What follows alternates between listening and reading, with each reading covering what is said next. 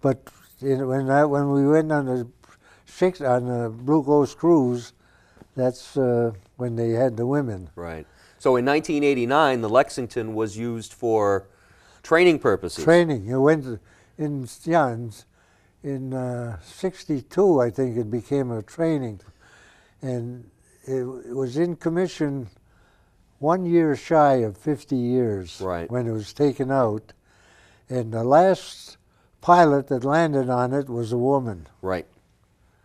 And then now it's in Corpus Christi as a museum. Right. And so you went back. You actually got the chance to see her in Corpus Christi too. yeah, and I was able to take 3 daughters and 2 granddaughters on the ship that their mother and grandmother were on. Right. With me. You know what I mean? Right. So I mean, the Lexington has a history. Right. And and you got a flag when you went on the Lexington in Corpus Christi. Yeah. They gave you a flag. They flew my flag above it that my daughters bought me, and they lowered it and they folded it into a triad and gave me the certificate of authenticity. And that certificate you got. Right. And so this is the that reads good. I mean, I hope you can read that someday, you know, because it is. The flag is really something to... Sure, it's an important ceremony. An important right. part of the U.S. Mm. Yeah. And you told me a story about a gentleman that you met here in Grafton who worked on your snowblower.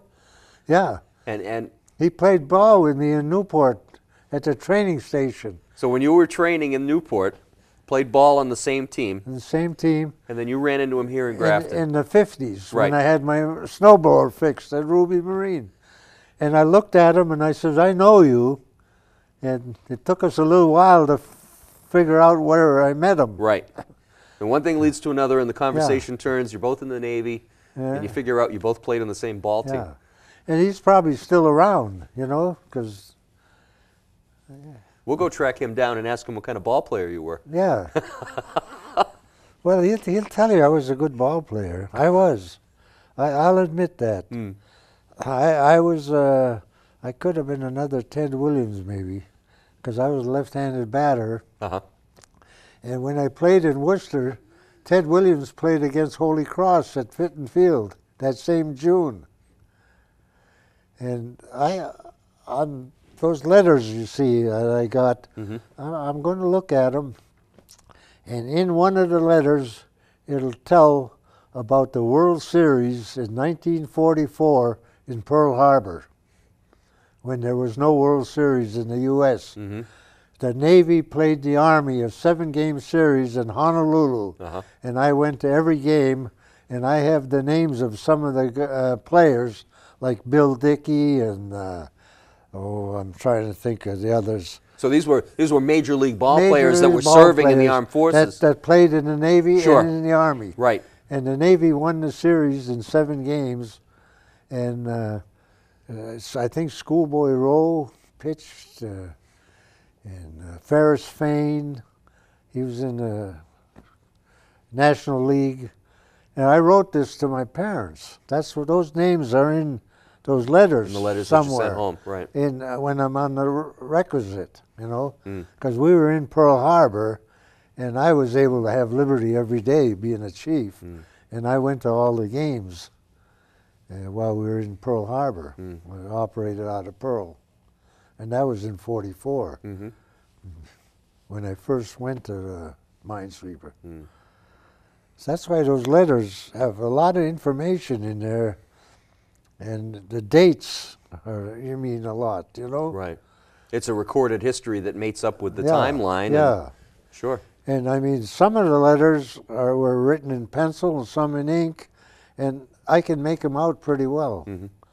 But I mean, today I can't see as good to read. You know, to read them, you know, I'll have somebody read, my kids, you know, or one of the grandchildren. Well, maybe someday you'll be fortunate enough you can have them transcribed onto tape. Yeah, well, I think someday, like I say, somebody will go over them with me and write a story, you know, about him. I mean, because that's my history. It's all written down, you know. Right. And I don't consider myself a hero. I consider myself a lucky person. It sounds like you were very lucky. Lucky. And you had some great experiences. Yeah, I mean, to swim away and when the Lexington was hit, I was just forward in the steering compartment in the after diesel generator room. And I felt the jar. That torpedo that hit. And it knocked off one shaft and destroyed the steering compartment.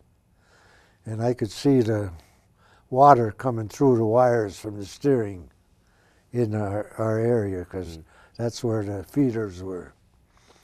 And when the shaft went off, that shaft spun.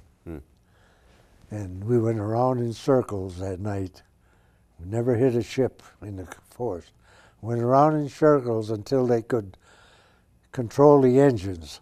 And that's how they controlled them. And that's how we got back to Pearl Harbor. And they steered with the adjusting the screw. Yeah, the screw speed. And then when we got to Pearl, we got temporary steering, and we got patched up, and then we went to Bremerton. And when we got into Bremerton, I was assigned to the first 12 days of leave.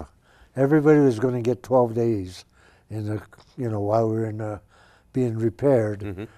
And they had 3 trains waiting in Seattle for the first group, waiting at the station for the first group to go on leave. Because that way, some of them were able to get home for Christmas. I didn't get home till after Christmas, but I was home for my first New Year's with my wife after meeting her a year before, which is unusual. It's something I remember. And like I say, I was fortunate to go back on the Lexington, get transferred, go on the minesweeper, and survive. Well, I want to thank you for coming in and sharing these stories with us. And I also want to thank you for your service. Yeah. And I really enjoyed talking to you, and I'm sure the people at home did too. Yeah. And like I say, I got that menu in that folder. Is the folder here? The folder is here. I think Danielle would like to see that. Oh, we'll show that to her. We'll show that to her right after we get off the air. Oh, we're still on the air. Oh, okay. No worries. Well, that wraps up our conversation with Mr. Josey, and I hope you enjoyed it as much as I have. If you would like to participate in this type of discussion on Day Trip to History, please give me a call here at the station or ask for Danielle, or you can contact me by email at spooky4747@yahoo.com. And we'd really like to talk to you and give you the opportunity to tell your stories like Mr. Josey did here today. That's the end of this episode of Day Trip to History. I hope you enjoyed this evening's program. And remember, we're all living history right now.